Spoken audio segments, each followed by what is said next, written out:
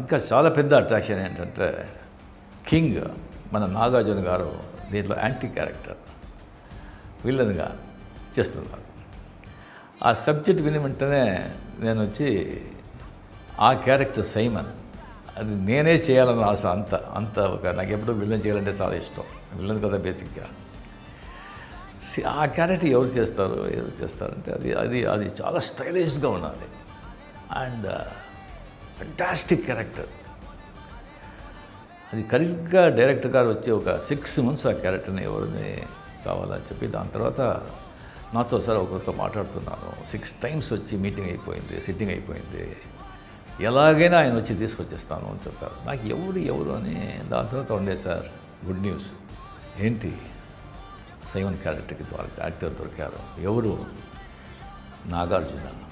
Shock. Nagarjuna గారు, మన king Nagarjuna.